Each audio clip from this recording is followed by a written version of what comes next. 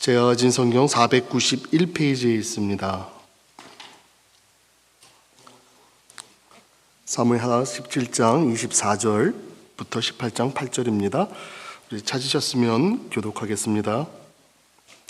이외에 다윗은 마하나임에 이르고 압살롬은 모든 이스라엘 사람과 함께 요단을 건너니라.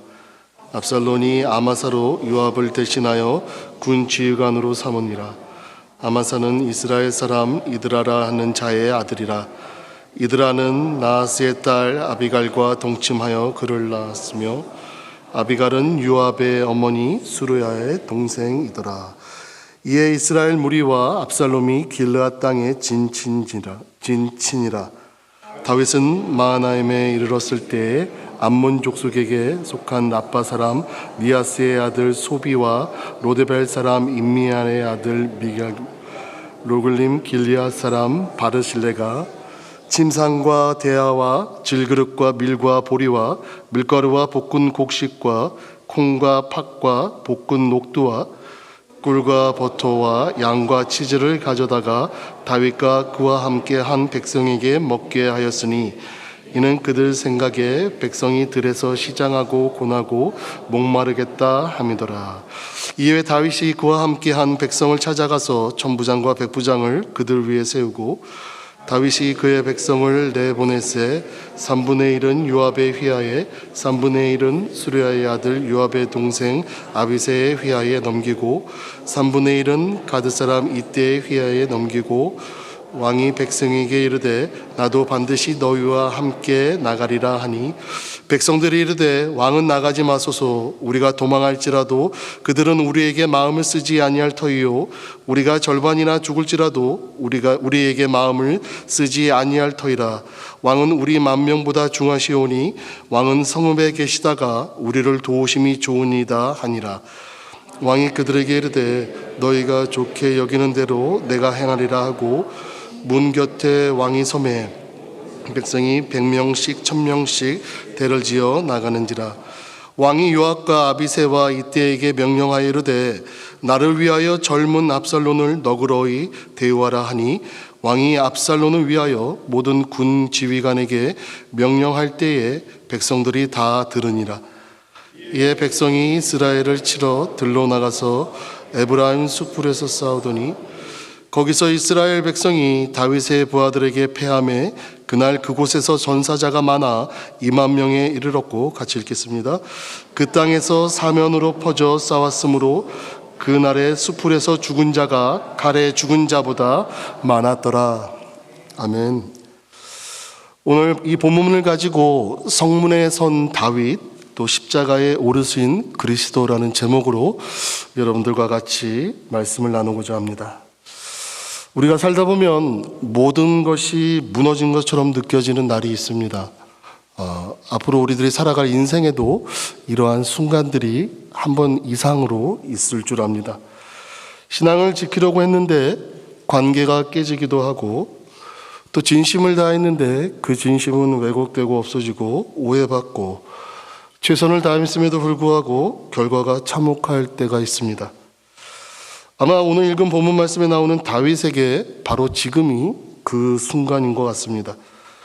사무엘하 15장을 보면, 15장부터 오늘 본문 말씀 이전까지의 말씀을 보면 우리는 다윗의 인생에서 가장 쓰라린 장면을 보게 됩니다. 자기 아들 압살롬이 반역을 일으켰고 또 백성들의 마음이 그에게로 돌아갔습니다. 다윗은 왕궁을 떠난 맨발로 울며 도망합니다. 어떤 이는 시므이와 같이 저주하고, 또 시바 사건을 보면 어떤 이는 계산적으로 붙습니다. 그리고 결정적으로는 다윗의 최고의 책사였던 아히도벨이 압살롬 편으로 돌아섭니다. 인간적으로 보면 이제 끝났다라고 해도 과언이 아닐 사면 초가에 빠진 다윗의 모습을 봅니다. 압살롬의 반역 속에서 하나님의 섭리가 어떻게 다윗을 보호하시는지 오늘 이 말씀을 통해서 우리는 집중하며 보기 원합니다. 아히도벨은 즉시 군사를 이끌고 다윗을 기습을 해서 왕만 죽이고 백성을 회복하자라는 전략을 세우고 나옵니다. 그런데 하나님께서는 여기에 선하신 뜻을 보이시며 또 후세가 그러할 듯 후세를 통해 하나님의 섭리를 드러내고 계십니다. 후세가 누굽니까? 사무엘하 15장 37절과 16장 16절을 보면 다윗의 친구로 묘사되고 있습니다. 그리고 다윗이 이중 첩자로 압살롬이 예루살렘에 입성했을 때 후세를 보내서 아히도벨의 모략을 파기하도록 지시한 것이 바로 지시하는 그 명령을 받은 사람이 이 후세입니다. 아히도벨의 전략과 또 후세는 이에 맞서서 또 다른 전략을 내놓습니다. 후세의 전략은 이와 같습니다. 온 백성을 모아서 온 이스라엘을 모아서 압살롬이 직접 전쟁에 나갈 곳을 권합니다. 그러면서 그 승리의 중앙에 그 왕이 모든 영광을 받을 수 있도록 권합니다. 이 계략에는 사람들을 모아야 하는 시간이 요구되는 전략입니다. 결국에는 후세의 전략은 왕이 직접 전쟁에 나가기 위해 모든 병력들을 모으고 결국엔 시간을 지연시키기 위함이었습니다. 압살롬과 장로들은 후세의 조언을 들어보니 아히도벨보다 훨씬 좋은 전략인 것 같아서 그 후세의 전략을 택합니다. 그 사이 후세는 제사장들을 통해 다윗에게 급히 요단을 건너 피하라는 소식을 전합니다. 다윗은 밤새 도망해 안전한 곳으로 이동합니다. 아히도벨은 자신의 모략이 채택되지 않자 모든 것을 정리하고 고향으로 돌아가 스스로 목숨을 끊습니다. 그리고 오늘 읽은 우리의 본문 말씀이 바로 그 지점에서 시작을 합니다. 오늘 우리는 이 본문 말씀을 통해서 한 가지 분명히 드러나게 보이는 것이 있습니다. 하나님은 무너진 것 같은 날에도 언약의 왕을 지키시고 그 왕을 통해 결국 그리스도를 우리들에게 보여주신다는 사실입니다.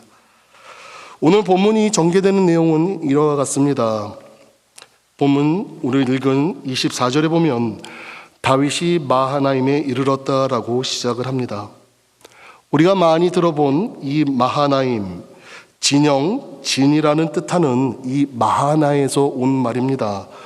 두 진영과 두 군대를 가리키고 있는, 의미하고 있는 이 말씀, 창세기 32장에 야곱이 에서를 두려워할 때 하나님께서 천군 천사를 야곱 곁에 진치셨고 야곱이 그곳의 이름을 마하나임이라고 불렀습니다. 지금 다윗도 두려움 속에 있습니다. 그러나 마하나임은 그에게 이렇게 말하는 지명입니다. 다윗아, 내가 진을 치기 전에 이미 하나님이 먼저 진을 치셨다라는 곳입니다. 성도 여러분, 우리가 위기에 빠지면 생각이 좁아집니다. 눈앞에 보이는 것만 보게 됩니다. 그리고 그것으로 계산하게 됩니다. 내 편이 과연 몇 명인지, 나를 지지해 주는 사람이 몇인지, 나를 아직도 좋아하는 사람이 몇 명인지, 내가 가진 물질은 얼마나 남았는지, 내가 지금 처한 상황이 얼마나 불리한지. 그런데 마하나임이 우리에게 알려주신 사실은 전혀 다릅니다. 보이지 않는 하나님의 진영이 먼저 서 있다라고 우리들에게 알려주고 있는 것입니다. 바로 이러한 신앙이 하나님의 주권적 섭리를 믿는 신앙인 줄 믿습니다. 그 다음에 25절에 보면 압살롬이 요압 대신 아마사를 군대 장관으로 세웁니다. 여기서 중요한 관계가 드러나고 있습니다. 아마사가 누굽니까? 다윗 가문의 피가 섞인 인물로 본문은 그의 어머니가 아비가일이고 그녀가 수루야의 자매라고 합니다. 즉 아마사는 요압과 친족 관계에 있는 사람이었습니다. 압살롬은 왕권을 굳게 지키기 위해 군권을 장악하려 하고 그 과정에서 가까운 관계가 정치적인 도구로 사용되는 모습입니다. 반역은 이렇게 공동체를 찢어버립니다. 죄라고 하는 것이 단지 개인의 타락이 아니라 관계를 이용해서 파괴하고 하나님이 세우신 질서를 어지럽힙니다. 우리는 여기에서 예수님이 하신 말씀을 기억해야 합니다. 마가복음 3장 24절부터 25절에 보면 스스로 분쟁하는 나라는 설 수 없고 집이 분쟁하면 설 수 없다라고 하셨습니다. 압살롬의 나라는 정권을 가진 그 나라가, 새로이 정권을 채취한 그 나라가 겉으로는 굉장히 강해 보이지만 안에서는 이미 분열이 그리고 불신이 자라나기 시작한다는 것을 알 수 있습니다. 죄의 왕국은 언제나 내부 붕괴의 씨앗을 품는다는 것을 다시 한번 상기시키는 사건입니다. 27절부터 29절에 보면 우리는 좀 약간 감동스러운 장면을 보게 됩니다. 쇼비, 마길, 바르실레가 등장합니다.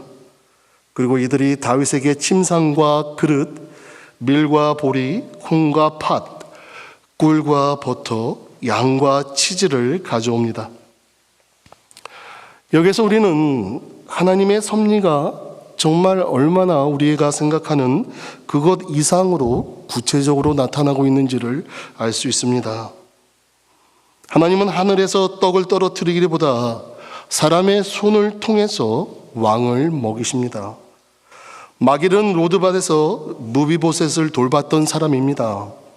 사무엘 9장에 보면 이 사람에 대한 묘사가 나옵니다.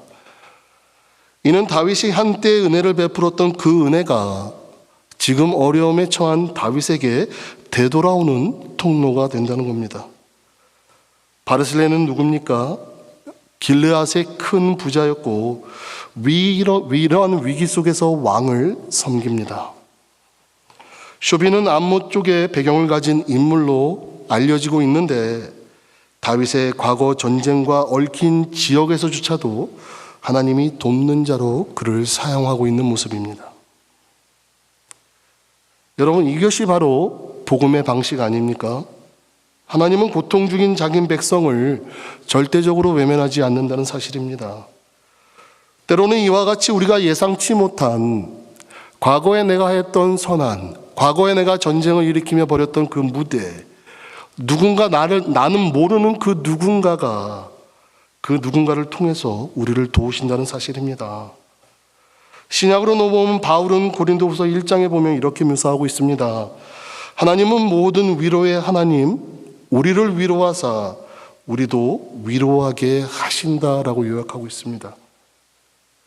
교회도 이와 같아야 합니다. 위기 속에서 하나님의 손이 되는 공동체, 바로 그 모습이 우리 첼티넴 교회의 모습이 되길 원합니다. 이제 18장으로 넘어와서 1절부터 4절에 보면 다윗은 군대를 정비해서 세 부대로 나눕니다. 요압과 아비새와 이때로 꾸며진 그 세 부대로 나눕니다. 그리고 자기 자신이 직접 나가려고 합니다. 그런데 그 상황에서 백성들이 말합니다. 왕은 우리와 함께 나가지 마시고, 왜냐하면 왕은 우리 10,000명보다 중요하기 때문이다라고 간청을 합니다. 여기서 다윗은 성문 곁에 서서 전쟁을 대리하게 합니다. 왕은 나가지 않고 백성이 나갑니다. 정말 이 모습이 아이러니하게 신약과 굉장히 대비되는 모습입니다. 그리고 더욱더 그리스도를 선명하게 보여주는 대목이기도 합니다. 다윗은 백성이 왕이 나가면 안 된다라고 붙들었습니다. 그러나 예수님은 제자들이 말려도 자기 뜻대로 십자가의 길을 가셨습니다. 예수님은 선한 목자는 양을 위하여 목숨을 버린다라고 하셨습니다. 다윗은 백성의 보호를 받는 왕이지만 예수님은 백성을 보호하기 위해 홀로 십자가라는 전장에 나가신 왕이십니다. 다윗의 생명이 10,000명보다 귀하다란 말은 어떻게 보면 제한적인 진리이기도 합니다. 왕이 상징하는 자리의 위엄이기도 합니다. 그러나 복음에서는 우리를 더 큰 진리로 우리들에게 알려주고 있습니다. 예수 그리스도의 생명은 10,000명이 아니라 무수한 죄인의 생명을 살리시기 위한 값이십니다. 그분은 한 분으로 많은 사람을 살리시는 대속의 왕이라는 사실을 우리는 다시 한번 보게 됩니다. 그리고 18장 5절에 보면 다윗은 요압과 아비새와 이때에게 명령을 합니다. 나를 위하여 젊은 압살롬을 너그러이 대하라. 여기서 젊은 소년, 이거의 원어는 나르라는 말입니다. 근데 이 말은 좀 재밌습니다. 단순히 나이가 어리다라는 의미가 아니라 아버지의 마음이 남아있는, 내 아들의 정서를 담아있는 그런 말입니다. 아버지가 어린 아들에게 하는 그런 뉘앙스가 갖고 있는 말이 바로 여기에 나와 있는 나르라는 원어입니다. 그런 정서를 담아서 너그러이 살살 대하라라고 말을 합니다. 이 말은 좀 부드럽게 조심스럽게 다루라라는 뉘앙스가 있는데, 왕으로서 자기 지휘관으로 있는 군대 사령관들에게 정치적으로 말하는 너그러이 좀 관대히 대하라고 하는 그 말은 자세히 들여다보면 나르라는 원어를 갖고 너그러이 살살이라는 말을 합쳐보면 정말 부서진 아버지의 울음이 섞인, 감정이 담긴 그런 말이기도 합니다. 아버지로서 참담한 마음으로 자기 지휘관들에게, 자기를 죽이려 한 아들에게 대한 너그러움, 또 부드러움을 요구하는 모습입니다. 아버지로서의 어떤 부드러운 모습을 보여주지만 왕으로서의 모습을 보면 그의 약점을 드러내는 모습이기도 합니다. 아마도 다윗은 누구보다도 잘 알았을 겁니다. 반역자를 어떻게 처리해야 하는지. 반역자는 공의로 다스려야 하는데 다윗은 사적 감정이 앞섭니다. 다윗은 은혜를 갈망하지만 그 은혜를 죄의 문제까지 해결하는 방식으로 집행할 수는 없었습니다.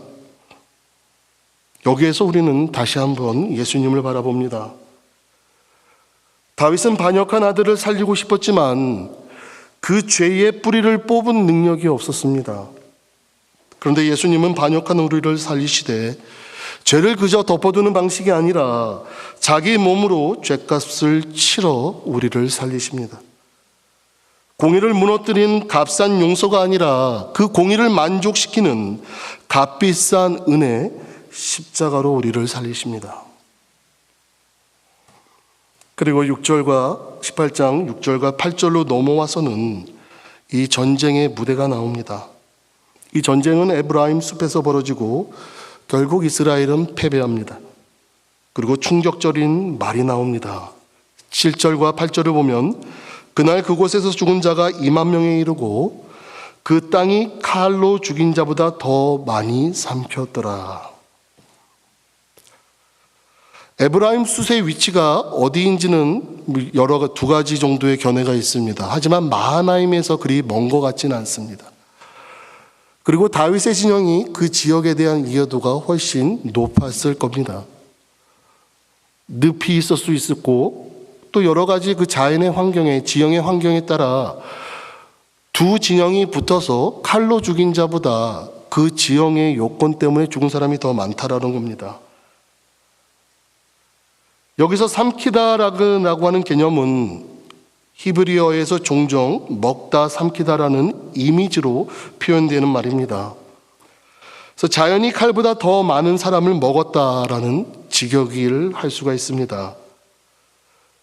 재미있는 사실은 이것이 단지 지형적인 요건 때문에 그 지형을 잘 모르는 다른 지역에서 온 군사들이 그 지형을 몰라서 전쟁에서 패배했다라고 하는 단순히 우연한 지형 문제가 아니라 성경이 말하고 있는 창조 세계의 도덕 질서를 나타내고 있습니다.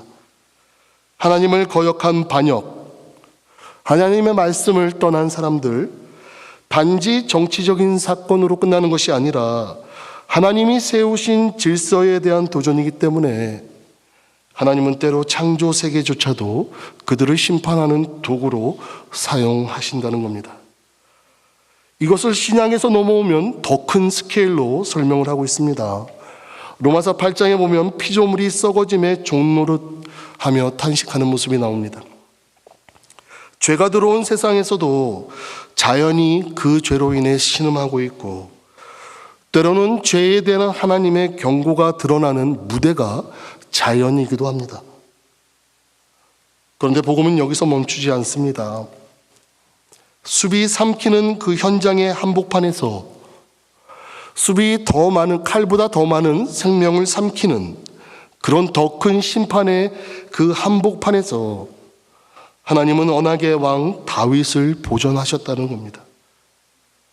이 보존은 결국 다윗 자신의 목적이 아니라 다윗 후손으로 오실 그리스도를 향한 언약의 신실하심입니다.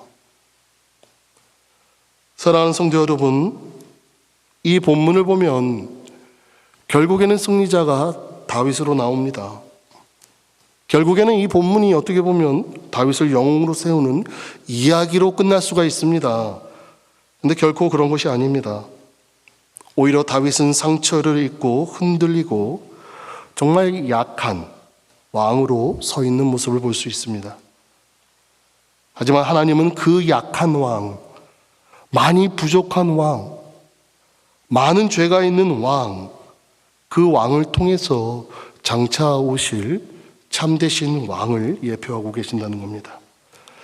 그래서 이 본문을 보면, 오늘 읽은 본문 말씀을 보면 우리들에게 세 가지 복음이 제시되고 있습니다. 먼저는 하나님은 위기 속에서 마하나임의 은혜로 우리를 항상 붙드신다는 겁니다. 우리들의 삶이 지금 요단을 건너야 하는 시간이 있습니까? 인생일 때 내가 어떠한 장애물을 넘어야 될 때입니까? 돌아갈 길이 끊길 것 같고 눈앞이 막막한 그 자리. 그런데 하나님은 그 자리에서 우리에게 마하나임을 주십니다. 내가 진치기 전에 하나님이 먼저 진치신다는 겁니다. 내 눈에 보이는 그런 자원이 아니라 보이지 않는 언약의 손이 지금 이 순간에도 우리를 붙들고 계신다는 겁니다. 그럼 과연 우리는 마하나임의 하나님을 본다라고 하면 정말 내 상황에서 눈으로만 보는 것으로 여러분들 모든 것을 판단하시겠습니까? 아마도 우리가 미처 인식하지 못하고 느끼지 못하고 지나쳐버린 수많은 이미 하나님이 일하시고 계신다라는 흔적이 있었음에도 불구하고 우리는 알게 모르게 그냥 스쳐 지나갈 때가 얼마나 많이 있습니까? 위기 속에서 하나님은 종종 장소를 바꾸시고 은혜를 우리들에게 주십니다. 환경이 바뀔 수가 있습니다. 여러 가지 인간의 관계에 재배치가 될 수 있습니다. 전혀 생각하지 못한 사람들에게 나에게 다가오는 도움의 통로들이 있을 것입니다. 이 모든 것이 바로 위기 속에서 마하나임의 은혜로 우리를 붙드시고 있는 하나님께서 우리를 만지시는 흔적입니다. 그 다음은 하나님은 사람을 통해 광야의 식탁을 차리신다는 겁니다. 그리고 그 식탁을 차리는 그 손이 바로 교회가 되어야 됩니다. 쇼비, 마길, 바르실레는 오늘 읽은 우리 이 본문 말씀의 주인공이 아닙니다. 그러나 하나님의 나라에서는 이런 사람들이 너무 많이 나옵니다. 하나님의 은혜의 통로로서 역할을 하는 사람들이 너무나도 많이 있습니다. 오늘 우리 주변에 마하나임에 있는 사람, 지친 성도들, 상처 입은 가정들, 낙심하고 있는 우리 동역자분들, 우리 권속들, 정말 그들에게 침상 하나, 그릇 하나, 음식 하나가 나는 결코 될 수 있을까? 위기 속에서 누구에게 실질적으로 도움 주는 것은 정말 세속적인 일이 아니라 본문이 보여주고 있는 거룩한 섬김입니다. 누군가를 도왔던 은혜가 언젠가 나를 살리는 은혜로 돌아오기도 합니다. 물론 이 계산적으로 우리가 모든 것을 돕는 것은 아닙니다. 하지만 그리스도께서 우리들에게 먼저 행하여 보여주신, 우리를 먼저 먹이셨기 때문에 우리는 그거에 순종하며 하는 것입니다. 마지막으로 오늘 본문이 보여주는 복음은 우리들의 참된 왕이신 예수 그리스도는 다윗처럼 성문에 머문 왕이 아니라 십자가 전장에 나가신 왕이십니다. 다윗은 백성 때문에 성문에 섰습니다. 그러나 예수님은 백성을 위해 전장으로 나가셨습니다. 다윗은 반역한 아들을 어쩔 수 없어 울었지만 예수님은 반역한 우리를 위해 자기 피를 흘려 공의와 사랑을 동시에 세우셨습니다. 다윗의 모습이 많은 부분에 우리에게 다가옵니다. 왜냐하면 우리는 종종 다윗처럼 부드럽게만 해결하고 싶어 합니다. 죄라는 문제에 직면하지 않고 상처가 덜 나게 우리는 부드럽게 은혜라는 어떠한 회피의 포장이 너무나도 많이 있습니다. 그런데 분명한 것은 복음은 절대로 죄를 가볍게 다루지 않습니다. 죄의 삭은 사망이다라고 우리는 너무나도 잘 압니다. 그러기 위해 죄는 반드시 심판받아야 합니다. 그런데 중요한 것은 그 심판을 내가 받지 않도록 그리스도께서 받으셨습니다. 이것이 우리가 죄와 싸울 수 있는 이유입니다. 그래서 우리에게 필요한 것은 압살롬이 보여준 방식, 자기가 영광의 그 자리에 항상 서야 되고 모든 사람들의 주목을 받고 인기가 있어야 되고 많은 사람들을 선동할 수 있는 능력이 있어야 하고 결국에는 그 자리를 쟁취하기 위해 아버지였던 왕을 반역하는 그런 압살롬의 방식이 아니라 그리스도의 방식이어야 합니다. 그리스도의 방식이 뭡니까? 겸손의 모습 아닙니까? 순종의 모습 아닙니까? 자기 부인의 모습 아닙니까? 결국에는 이 모든 것이 집약되어 십자가에 나타나지 않았습니까? 그래서 우리가 십자가를 바라보며 십자가 앞에 내려놓는다라는 표현을 굉장히 많이 합니다. 저 또한 많이 합니다. 십자가 앞에 내려놓기 원합니다. 과연 내려놓음이 뭘까요? 우리는 기도할 때나 많은 사람들에게 십자가 앞에 내려놓는다라는 표현을 많이 하지만 결국에는 그 내려놓음의 방식을 모릅니다. 억울함이 있고 내 마음에 무슨 짐진 것이 있으면 주님 앞에 내려놓음이 과연 무엇일까요? 저는 십자가를 바라보면 예수님이 피 흘리는 모습을 보면 모든 것이 사라지는 것 같습니다. 내가 걱정하는 것이 정말 아무것도 아니구나. 내가 힘쓰고 애쓰고 모든 것을 달려가라고 하는 그 방향이 어떻게 보면 압살롬의 방식이구나. 그 영광의 끝에 내가 있어야 되고 모든 것에 내가 있어야 되니. 하지만 오늘 본문 말씀은 전혀 다른 이야기를 합니다. 사랑하는 성도 여러분, 압살롬의 반역은 결국 왕이 누구냐라는 문제입니다. 내 마음의 왕자에 내가 스스로 그 왕자에 앉아있다라고 하면 우리는 반드시 지금은 아니더라도 내 살아가는 인생의 한 부분에 여러 포인트에 있어서 어떤 방식으로든 하나님께 반역합니다. 그게 바로 내 안에 내가 스스로 내 마음의 왕자에 내가 있을 때의 모습입니다.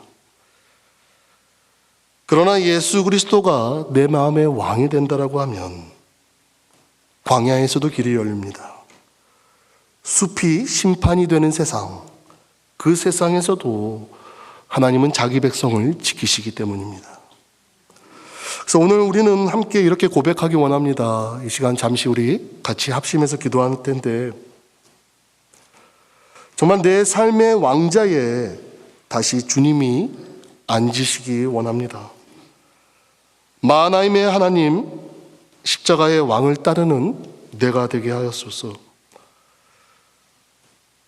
성문에 선 다윗, 내 마음의 왕자에 선 내 모습입니다.